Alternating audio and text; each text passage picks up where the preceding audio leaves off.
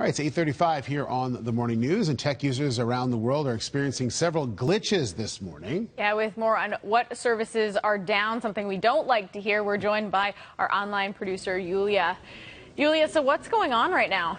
Hi, Nancy. Welcome to the show, first of all. Thank you very much. Yeah, lots of stuff going on, and let's start with Skype, because if you like to make phone calls using Skype, you might have difficulty using the service this morning, and the issue seems to be with status settings that show if somebody is online or not. And what seems to be happening is many people's statuses are currently locked as offline, preventing them from making calls, even though they're connected. And in addition, all the contacts of affected users would also show up as offline, meaning they would not be able to call those people. Now, instant messaging seems to be working still, though a number of messages to group chats are also not getting delivered. And if you're not signed into Skype right now, you may also be experiencing difficulty when trying to sign in.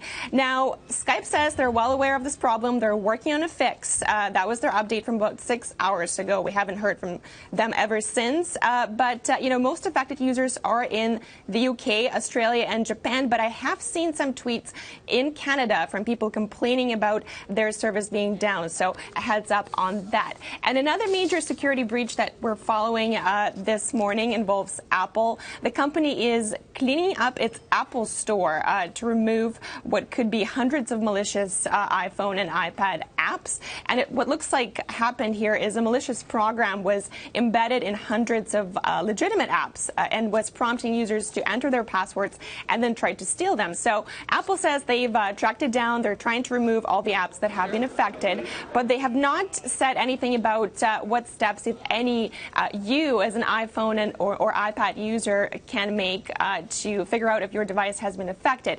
Now, it appears that most of the affected apps are in the Chinese market, but it looks like, if you use an app like WeChat, for example, you could be affected here as well, and 600 million people use that app. So, Steve and Nancy, it's interesting because for a lot of people this has been a big surprise because you never hear about Apple products getting hacked. So it's a bit of a surprise for them and a bit of a head scratcher for sure. Although not surprising considering how many apps there are out there. You knew eventually it was going to happen, right? For sure. Yeah, but their security is stringent. They're very, very careful about it. Not good enough, apparently. Not good enough, yeah. All right, Yules, thanks. Thank you. You're welcome.